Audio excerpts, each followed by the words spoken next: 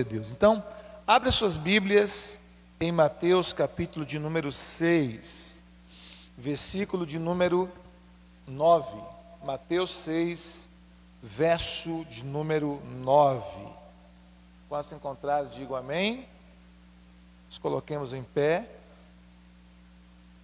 Diz assim a palavra do Senhor. Mateus 6, verso 9. Portanto, vós orareis assim: Pai nosso, que estás no céu, santificado seja o teu nome, venha o teu reino, faça-se a tua vontade, assim na terra como no céu. O pão nosso de cada dia, dá-nos hoje, e perdoa-nos as nossas dívidas, assim como nós temos perdoado aos nossos devedores. E não nos deixes cair em tentação, mas livra-nos do mal, pois teu é o reino, o poder e a glória para sempre.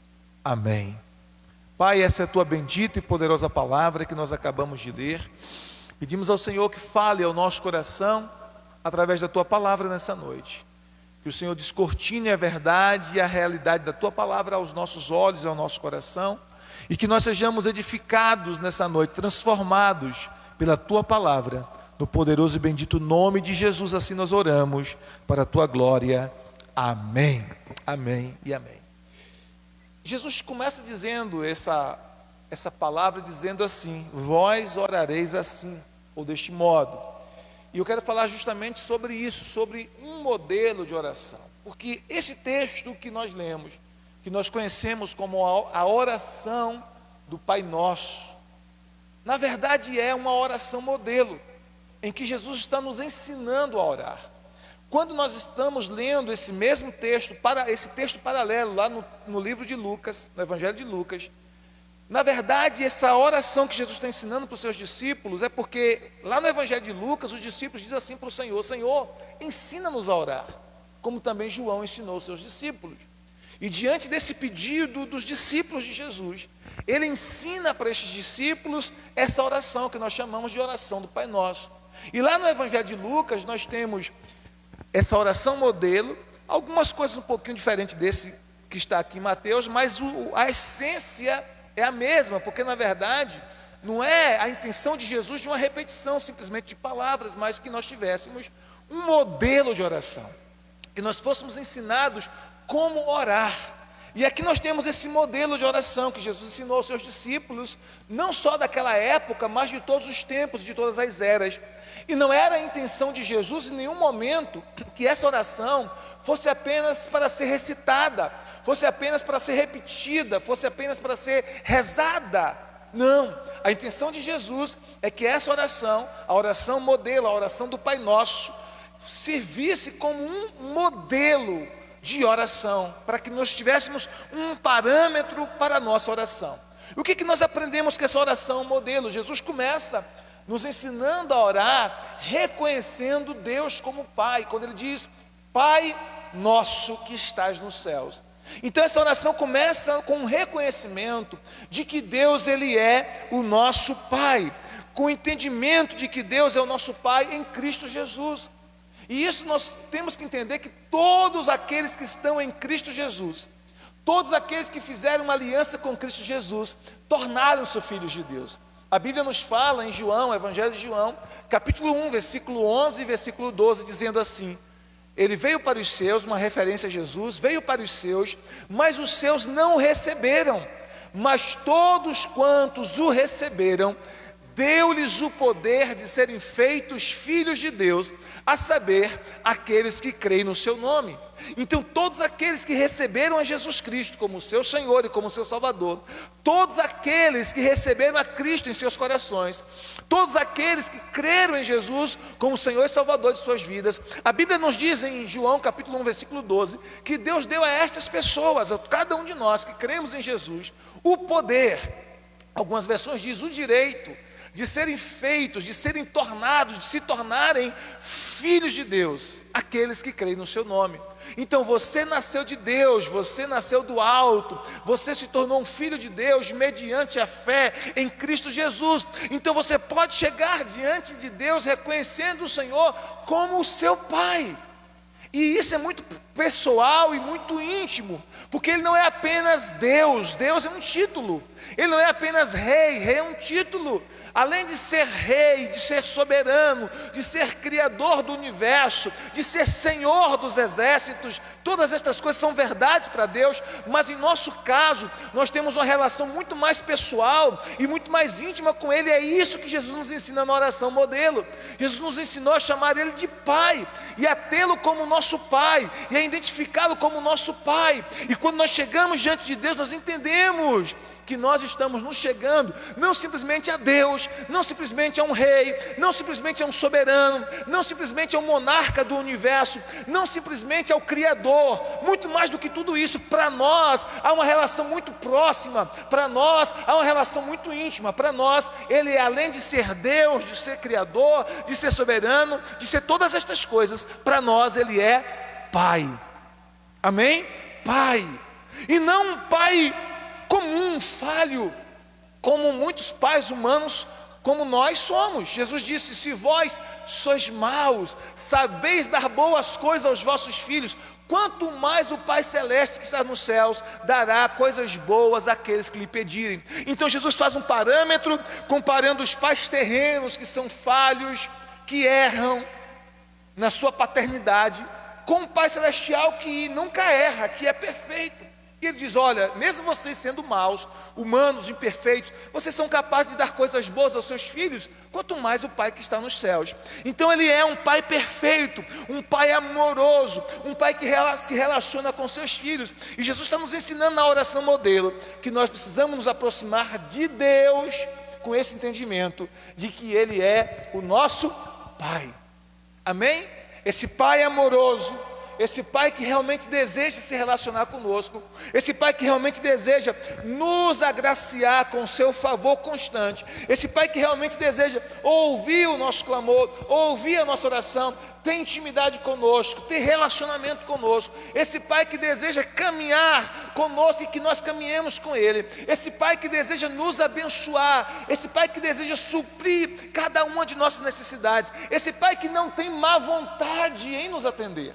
Então Jesus disse: entendam que Ele é Pai, se aproximem de Deus como Pai, chegue com confiança, a mesma confiança de um filho que tem certeza e convicção de que o Pai lhe ama e cuida. Chegue diante do Pai eterno, do Pai celestial, com essa mesma convicção, com essa mesma confiança, com essa mesma certeza.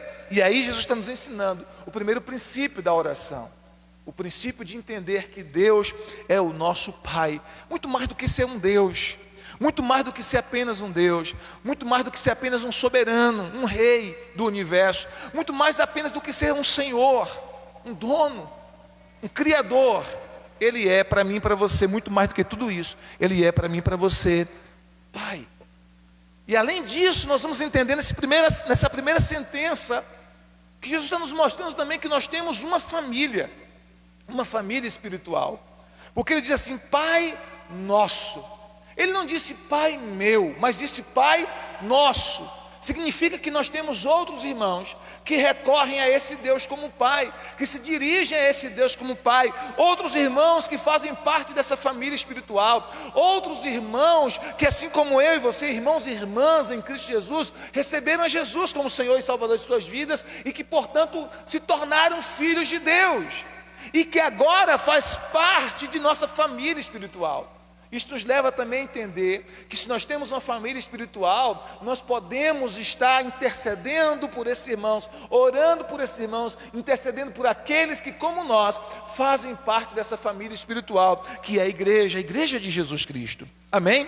E aí ele diz que quando nós orarmos, nós precisamos pedir o Pai, nos dirigir a Ele como Pai, entender que Ele é o nosso Pai.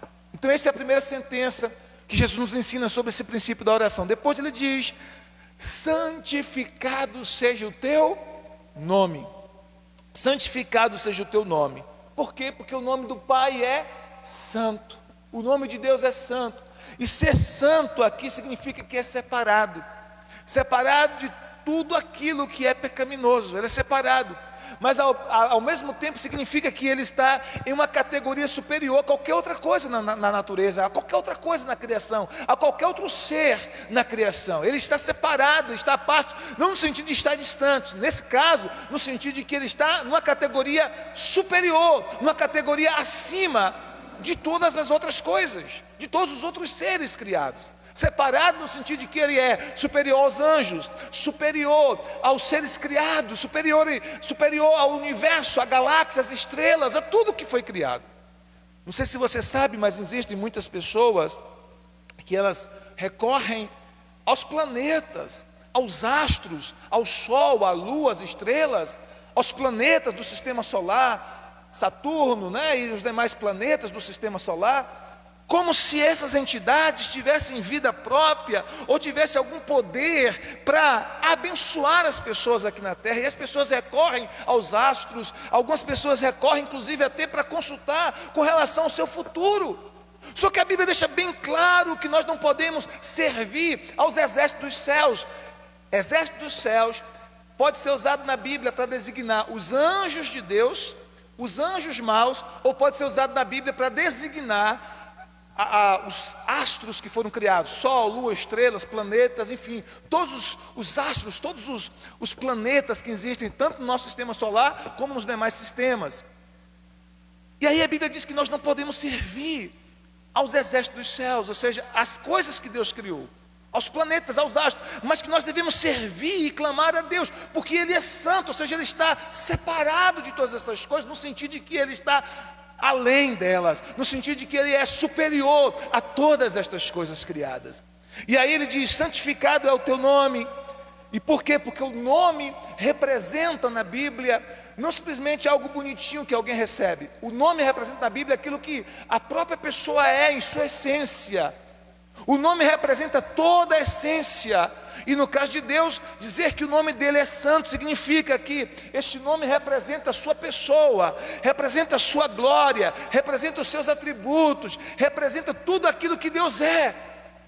O nome dele está separado, a sua pessoa está separada, está acima de todas as outras coisas. Isso chama-se adoração, esse reconhecimento de que além dele não há outro, que ele está acima de todas as outras pessoas, de todas as outras coisas criadas, de todo o universo, de tudo que existe. Reconhecer isso chama-se adoração. Por isso que nós vemos na Bíblia constantemente os salmistas dizendo: não há ninguém semelhante a ti, Senhor.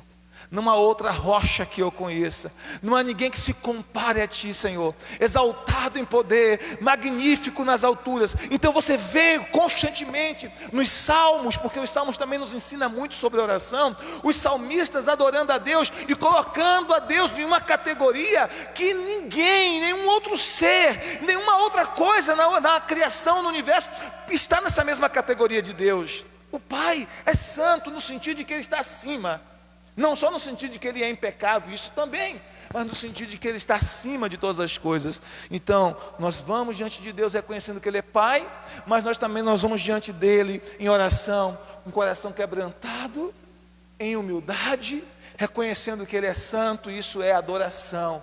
Nós nos prostramos diante dEle. É a mesma coisa que Pedro fez quando Jesus, ele fez com que Pedro pegasse uma grande quantidade de peixes, né? Lembra dessa passagem? Lance a rede do outro lado e vocês achareis. E ele diz: nós pescamos a noite toda, nós trabalhamos a noite toda, não apanhamos nada. Jesus: lance a rede do outro lado.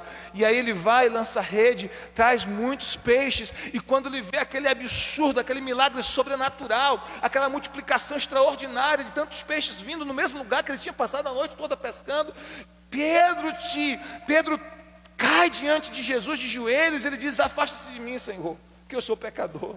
É como se ele dissesse: tu está numa categoria acima da minha, muito acima da minha. Ou seja, ele se rende em adoração, ele se prostra diante do Senhor. E esse é um elemento essencial da verdadeira oração. Adoração, quebrantamento diante desse Deus tão glorioso, que é o nosso Pai. Sim, nós temos uma relação de intimidade e comunhão com Ele, mas que ao mesmo tempo Ele é tão grandioso, tão magnífico, tão poderoso, tão extraordinário, tão mega em tudo que é e que faz, que nós não temos outra reação senão de nos prostrarmos em adoração diante dele, que nos prostrarmos em adoração diante do Senhor. Amém?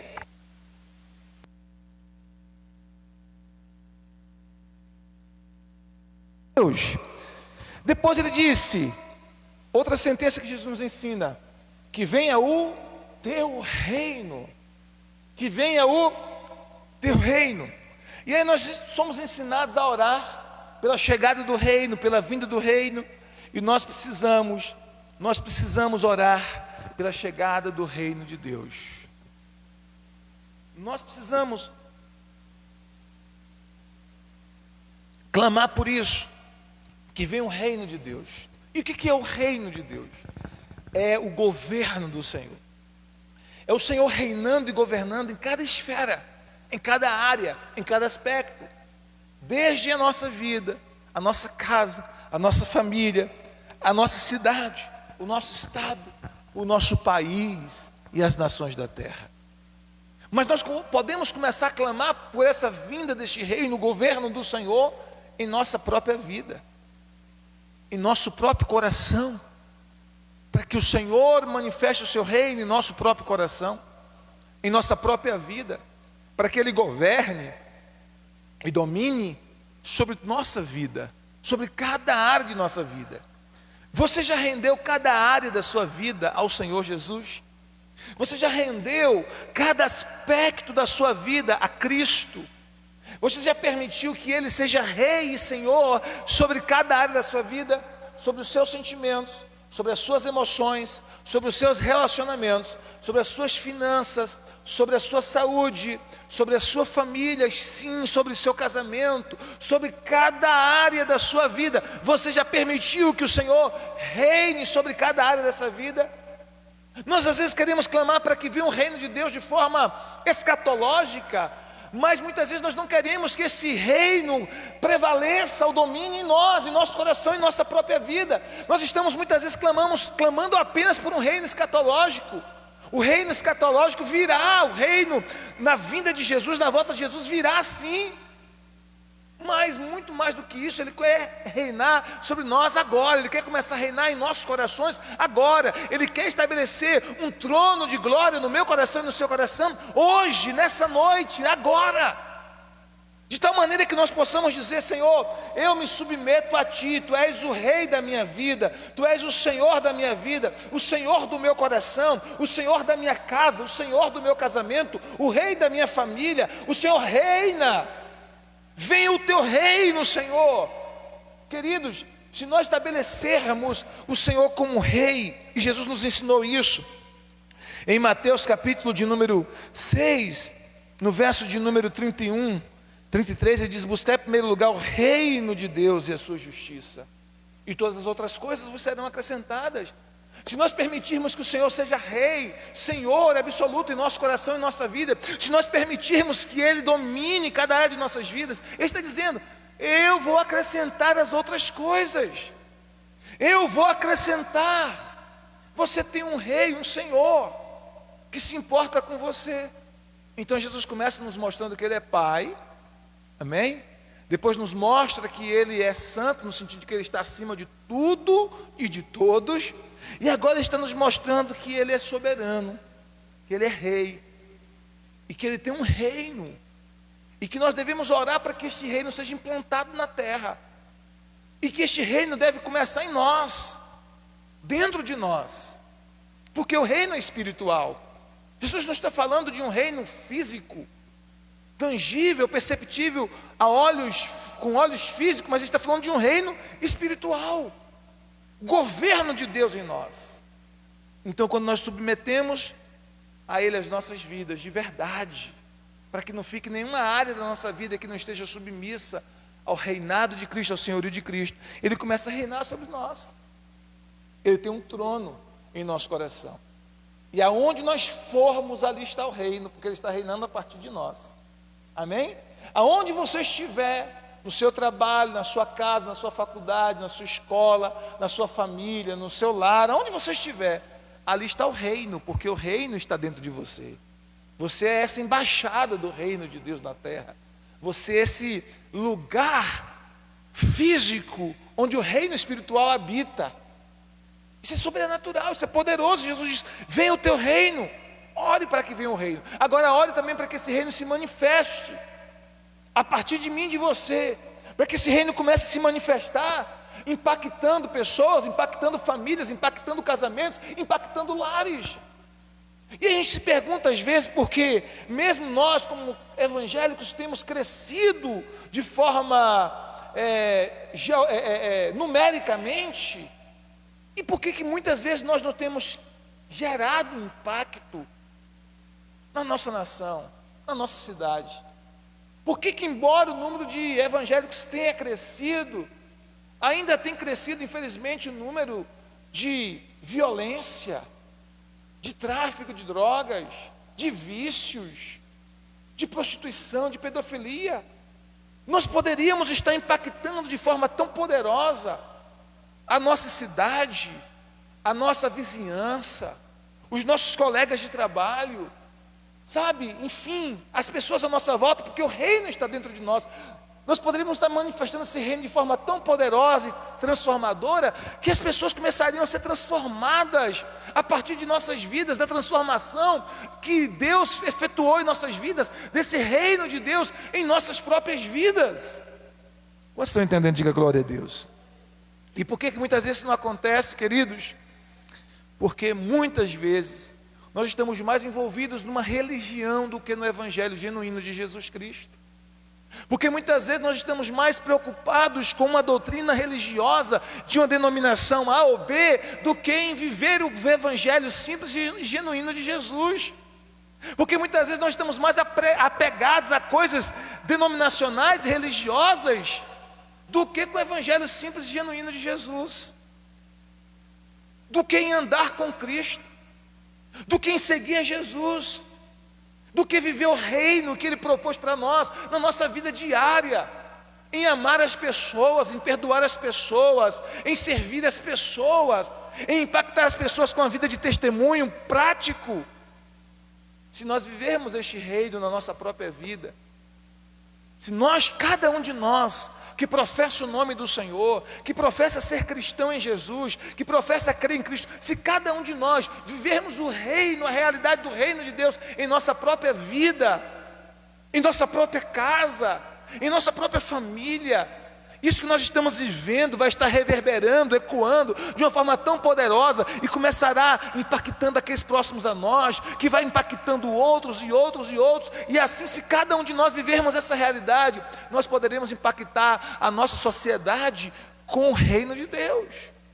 Mas se nós vivermos apenas uma religião hipócrita, sem vida, que nos faz ser um religioso na igreja no domingo ou em outro dia de culto, mas em nossas casas, em nossos trabalhos, em nosso dia a dia, vivermos como qualquer pessoa que não crê em Deus, como qualquer pessoa que não tem o temor do Senhor, se nós em nossa igreja formos crentes apenas na igreja e lá fora nós somos pessoas totalmente diferentes daquilo que o Evangelho propõe, nós não iremos impactar ninguém, absolutamente ninguém.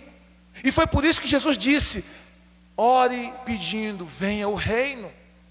Porque ele sabia que o reino das trevas estaria militando contra o reino de Deus.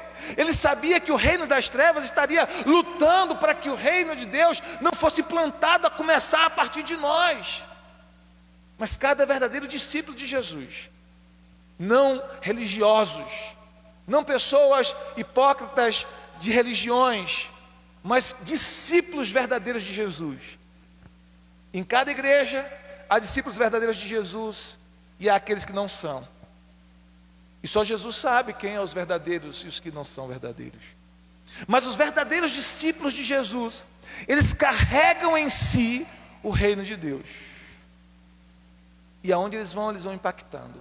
Jesus disse: venha o teu reino. Nós precisamos orar para que este reino venha em cada coração, começando em cada coração, e a partir de nós, manifestando este reino nas casas, nas famílias, nos lares, nos casamentos, na nossa vizinhança, no nosso local de trabalho. Imagine um discípulo do Evangelho, um discípulo de Jesus, que tem o reino dentro dele. Esse camarada é um cara honesto, ele é mais trabalhador do que os outros, ele é mais esforçado do que os outros. O patrão olha para ele e vê uma diferença. Ele não é um cara que fica ali reclamando no trabalho, murmurando, fazendo um montinho contra o patrão. Não, ele tem um evangelho dentro dele, ele tem um reino dentro dele. Ele entende o que o Senhor nos ensinou, que quando nós servimos aquela pessoa, por exemplo, o funcionário que está servindo ao patrão, ele serve como ao Senhor. Ele está fazendo aquele serviço ali, olhando para o patrão, mesmo que o patrão seja ímpio, mas ele está dizendo: eu estou servindo a Cristo, eu vou servir a Ele como sirvo a Cristo, eu estou fazendo o que eu faço por causa de Cristo. E aí ele começa a manifestar o reino ali, e o patrão começa a ver que aquele discípulo de Jesus é diferente dos outros, porque aquele cara é mais esforçado, é mais trabalhador, é honesto, não leva as coisas para casa, não rouba o patrão, não é pego em falcatrua. O reino começa a se manifestar. Vai chegar um momento que aquele patrão vai sentir a necessidade de ter um encontro com Jesus. Mas quem foi o testemunho ali de vida, e às vezes aquela pessoa nem prega com palavras, mas prega com vida. Com vida. A mesma coisa o patrão que é crente. O patrão que é crente, que tem o reino dentro dele, o reino de Deus mesmo. Eu não estou falando de pessoas religiosas, porque está cheio de pessoas só religiosas, mas que não tem a verdadeira vida de Deus em si. Mas aquele patrão que teme a Deus, que é servo de Deus, que carrega o reino de Deus dentro dele, trata os seus funcionários como um igual, como um irmão em Cristo, como alguém que merece respeito, cuidado, atenção, carinho, amor genuíno.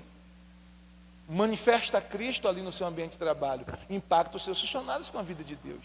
Assim é no casamento, o marido em relação à esposa, a esposa em relação ao marido, assim é na criação dos filhos, os pais em relação aos filhos, os filhos em relação aos pais. Em todas as outras relações humanas, nós podemos manifestar o reino de Deus que está dentro de nós e impactar as pessoas. E porque muitas vezes esse impacto não acontece, porque nós não queremos viver o reino de Deus. Por isso Jesus disse: ore para que esse reino venha, ore para que esse reino se manifeste. Diga-me se você está entendendo. Ele disse que a sua vontade seja feita na terra como é feita nos céus. Que a sua vontade seja feita na terra como é feita nos céus. Queridos, escute uma coisa: a vontade de Deus é feita nos céus o tempo todo. Os anjos fazem a vontade de Deus, os querubins fazem a vontade de Deus, os serafins fazem a vontade de Deus, os 24 anciãos fazem a vontade de Deus, os 4 seres viventes fazem a vontade de Deus, todas as milícias celestiais fazem a vontade de Deus. Todo o céu se move na direção da vontade de Deus. Então a vontade de Deus no céu ela é feita de forma perfeita. Mas aqui na terra, infelizmente, não é assim que acontece. Infelizmente, a vontade de Deus na terra é violada o tempo todo. A vontade de Deus na terra é quebrada o tempo todo. E algumas pessoas dizem assim: olha, tudo que acontece é a vontade de Deus. Não é. Não é. Nem tudo que acontece é a vontade de Deus. Deus pode até permitir, porque a gente tem que entender que existe aquilo que é permissão de Deus e aquilo que é a vontade de Deus. Em sua soberania, se a pessoa é obstinada e teimosa e ela insiste em fazer a sua vontade, Deus mostrando, Deus falando, chega um momento que Deus diz: é isso que você quer fazer a sua vontade, então faça. E Deus abre mão, porque a pessoa está ali teimando, insistindo em fazer a sua própria vontade. Não é que Deus quer que aconteça daquela forma, Deus apenas permitiu. Quantos estão entendendo o que eu quero dizer? Mas aqui na terra, constantemente a vontade de Deus é quebrada, constantemente a vontade de Deus é violada. Jesus disse que nós deveríamos orar para que a vontade de Deus seja feita na terra, assim como ela é feita nos céus. Que ela seja feita em nossa vida, assim como é feita no céu. Que ela seja feita em nosso casamento, em nossa família, assim como é feita nos céus. Que ela seja feita em nossas finanças, em nossa saúde, assim como ela é feita nos céus. Quantos estão entendendo? Diga glória a Deus. Nos céus não há briga, não há confusão.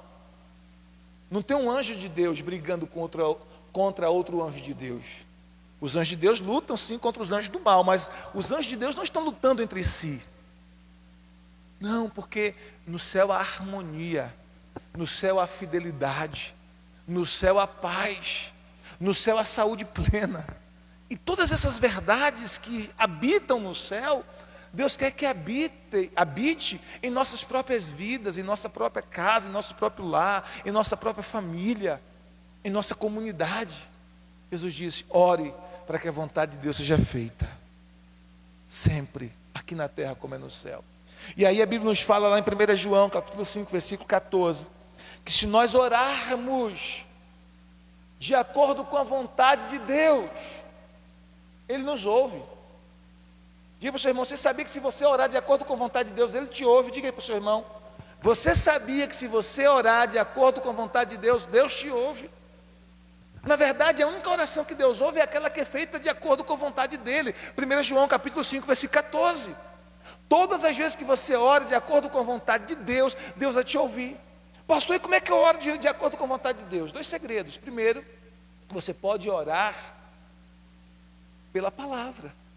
À medida que você vai conhecendo a palavra de Deus, você vai conhecendo aquilo que Deus revela na palavra dele, como a vontade dele, e você pode orar de acordo com aquilo que Deus revela na palavra como sua vontade, e Deus vai te ouvir. Por exemplo, a Bíblia deixa bem claro que é a vontade de Deus que todos os homens sejam salvos.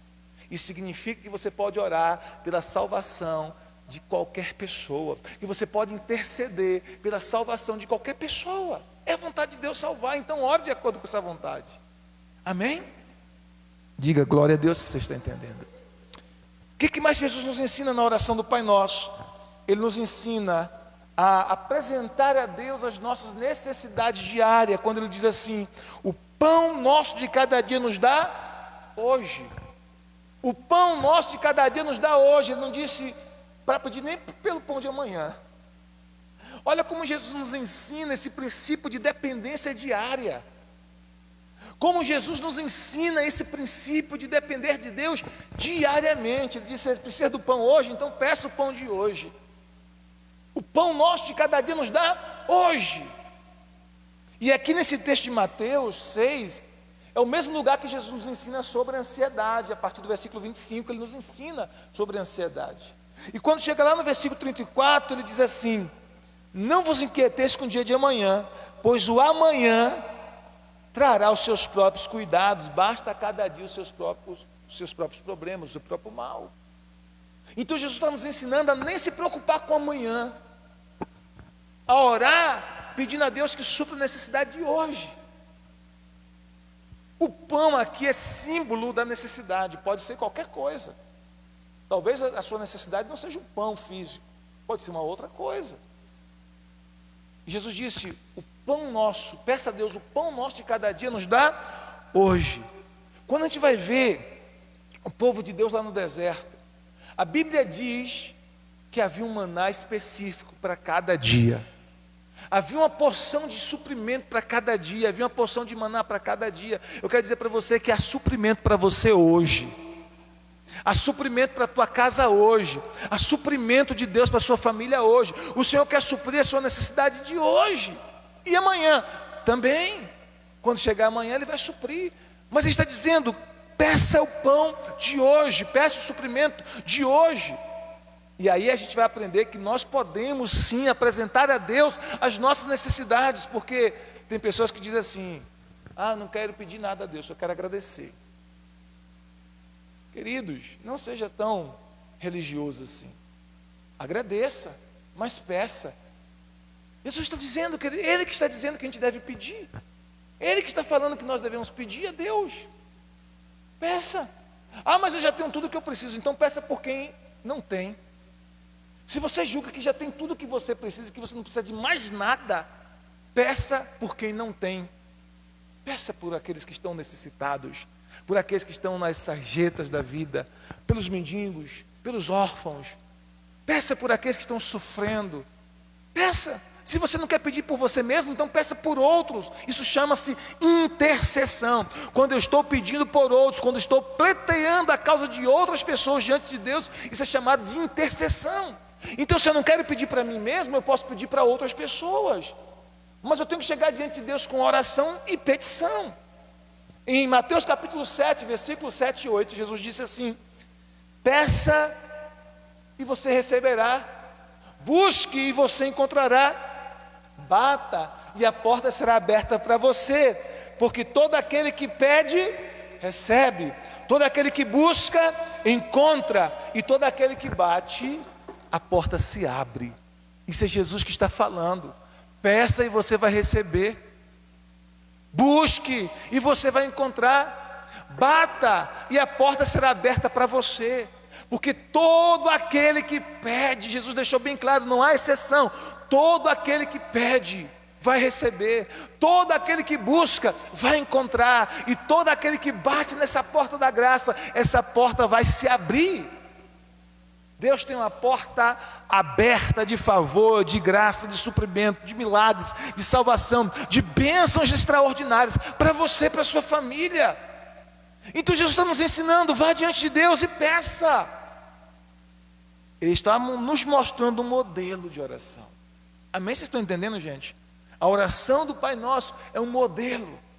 Peça para as suas necessidades. Pão nosso de cada dia, nos dê hoje. Pão nosso diário, nos dê hoje.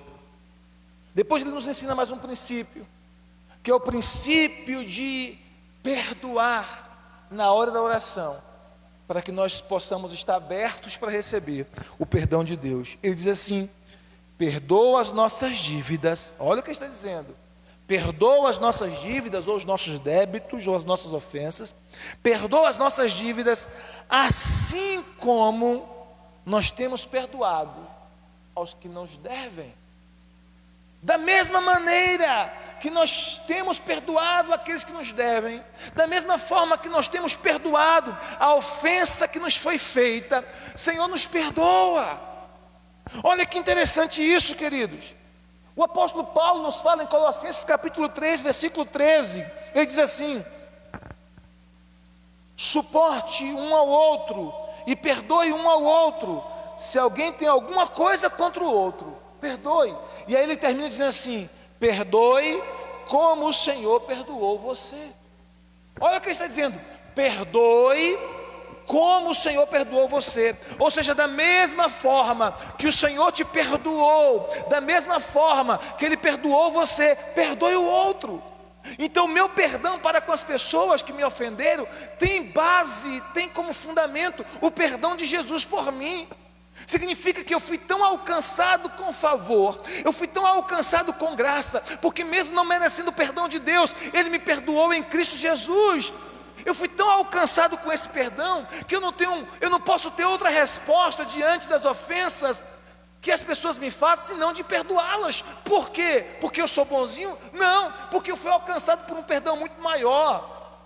Porque a minha ofensa contra Deus foi muito maior do que a ofensa de qualquer pessoa contra mim. E se Deus perdoou a minha ofensa, que era muito maior, eu devo perdoar a ofensa do meu irmão, ou de quem quer que seja, porque é bem menor, infinitamente menor do que a minha ofensa contra Deus. Quantos estão entendendo o que eu quero dizer? Então, nós precisamos na oração perdoar. E por quê? Porque a falta de perdão, o rancor, o ódio, o ressentimento, a ira, a raiva do marido, da esposa, do ex-marido, da ex-mulher, de um filho, de um pai, de um irmão em Cristo na igreja, de um patrão, de um vizinho, esse ódio, esse rancor de alguém que lhe molestou, que lhe abusou na infância, esse ódio, essa raiva dentro de você se torna uma obstrução espiritual para as suas orações. É como se as suas orações ficassem obstruídas, impedidas. Só para você entender, né? Só uma ilustração bem simples. É como se as nossas orações fluíssem para Deus através de um cano, e as respostas dele viessem para nós através de um cano bem grande. E esses acúmulos de ressentimento, de ódio, de rancor começassem a obstruir ou entupir esse canal. Por isso Jesus disse: olha, quando vocês forem orar, perdoe. Marcos capítulo 11, versículo 25. Quando vocês forem orar, perdoe. Se vocês tiverem qualquer queixa contra alguém, perdoe. Ali mesmo na oração, ali mesmo diante de Deus, de joelhos dobrados, clamando ao Senhor, perdoe. Diga: Senhor, eu perdoo o João, a Maria, o Pedro, Paulo, eu perdoo meu ex-marido, minha ex-mulher, eu perdoo, Senhor, aquela pessoa, aquele vizinho, aquele colega de trabalho que me fez aquele mal, eu perdoo essa pessoa, diga o nome dessa pessoa para Deus, diga: Senhor, eu perdoo, eu libero perdão conscientemente. E aí não tem a ver com sentimento. Pastor, mas eu não estou sentindo vontade, eu não sinto nada. Não é sentimento, isso é fé, é um ato de fé. Perdoar é um ato de fé, é um ato de fé. Por isso que quando Jesus falou para os discípulos para perdoarem os inimigos, eles disseram para Jesus: Senhor, aumenta-nos a fé, aumenta-nos a fé. Jesus disse: se vocês tiverem fé do tamanho de um grão de mostarda, direis a essa mureira, essa figueira brava do ressentimento, do ódio, do rancor: arranca-te daqui e desarraiga-te daqui, lança-te no mar, e assim será feito. E muitas vezes nós precisamos de uma atitude de fé para dizer: ódio, sai do meu coração, eu não aceito você no meu coração, ressentimento, sai do meu coração, desejo de vingança, sai do meu coração, eu não te aceito no meu coração porque eu sou discípulo de Jesus, porque eu sou do reino de Deus, sai de dentro de mim. Por quê?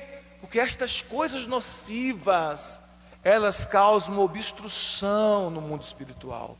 Jesus disse que isso é tão sério, ele falou isso através do apóstolo Pedro, lá em 1 Pedro capítulo 3, versículo de número 7, 3:7, ele diz que quando marido e mulher, eles estão se degradando, e o marido ofendendo a esposa, e o marido machucando a esposa, e ferindo a esposa, feridas emocionais e, em alguns casos extremos, que a gente vê acontecendo por aí, até mesmo físicas, a Bíblia diz que a oração desta pessoa fica impedida, fica obstruída.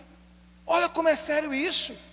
Até a sua relação conjugal, se você não viver essa relação conjugal bem, as suas orações podem ficar interrompidas, podem ficar obstruídas. Por isso é preciso constante liberação de perdão, constante. Jesus disse que isso deve acontecer todas as vezes forem necessárias. Quando ele usou esse símbolo de 70 vezes 7, que dá um total de 450 vezes, Jesus não está falando de um número literal, exato. Jesus já colocou um número bem alto, para que o apóstolo Pedro entendesse, e nós entendêssemos, que ele está falando de um número limitado, que ele está dizendo: perdoe quantas vezes for preciso, perdoe quantas vezes for necessário. É fácil? Não, não é. É um exercício de fé, amém? E o justo vive pela fé, não vive pelos sentimentos. A gente faz porque deve fazer, não porque é fácil, não porque a gente sente, ou a gente tem alguma emoção boa em relação àquilo, não. A gente faz porque é preciso fazer. E a gente chega diante de Deus e diz: Senhor, eu libero essa pessoa do meu coração, eu a perdoo, e eu oro por esta pessoa. Eu oro não porque o Senhor desça fogo do céu e destrua essa pessoa, porque foi essa a oração que João, antes de ser transformado pelo evangelho discipulado de Jesus, queria fazer quando chegou diante de Samaria, que os samaritanos não queriam aceitar Jesus, não queriam receber Jesus ali na terra deles. João disse para Jesus assim: Senhor, o Senhor quer que a gente ore e peça para Deus descer fogo do céu, igual Elias fez, para acabar com essa turma toda aqui? E sabe qual foi a resposta de Jesus? Vocês não sabem de que espírito vocês são. Vocês não sabem, vocês não têm discernimento de que espírito vocês são. Vocês não são do espírito do mundo, vocês não são do espírito da vingança. Vocês são do espírito do evangelho. Vocês são do evangelho. Eu não vim destruir a alma dos homens, eu vim salvar. Amém? Então você vai orar pelos inimigos, não para Jesus mandar fogo do céu para destruir. Você vai orar pelos inimigos para Deus abençoar, para Deus ter misericórdia, para Deus abrir os olhos espirituais, para o Senhor salvar. Sabe qual é a sua maior vingança contra os seus inimigos? Ver essa pessoa nos pés de Jesus, ver essa pessoa cheia de Deus, ver essa pessoa cheia do Espírito Santo, amando Jesus. Amém? Essa é a sua vingança, ver essa pessoa bem com Deus. Quantos estão entendendo? Diga glória a Deus. Então Jesus nos ensinou na oração do Pai Nosso que nós precisamos estar dispostos a perdoar, para que nós possamos receber o seu perdão, para que nós possamos estar abertos para receber as suas bênçãos, o fluir de bênçãos sobre nossas vidas. E aí ele continua, no versículo final ele diz assim: não nos deixes cair em tentação, mas livra-nos do mal. né? Esse mal aqui é uma referência ao próprio inimigo. Algumas versões dizem assim: mas livra-nos do maligno. Livra-nos do maligno. Então Jesus nos ensinou que nós deveríamos clamar a Deus por isso. E a oração, ela é uma arma para vencermos tentações. Jesus mesmo nos ensinou, lá em Mateus capítulo 26, verso 41, ele disse assim: vigiai e orai, para que não entreis em tentação, para que não caiam em tentação. O espírito está pronto, mas a carne é fraca.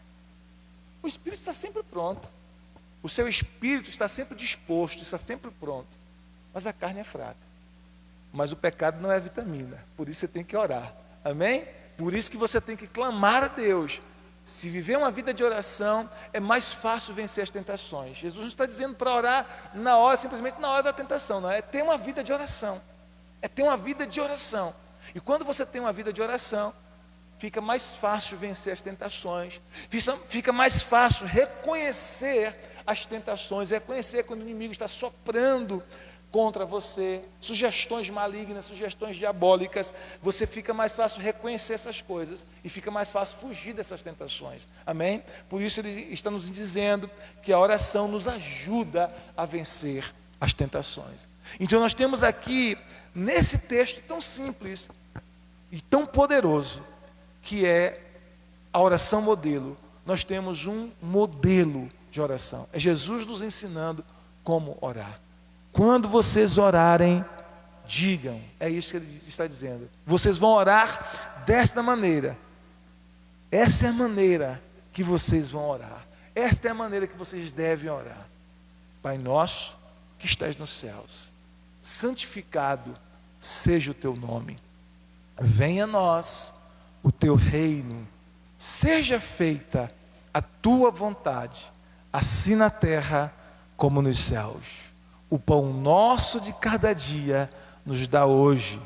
Perdoa as nossas dívidas, assim como nós perdoamos aos nossos devedores. E não nos deixeis cair em tentação, mas livra-nos do mal. Amém? Então é assim que nós devemos orar. É isso que Jesus nos ensinou. E orar usando cada elemento, cada ingrediente, vou assim dizer, desse modelo de oração.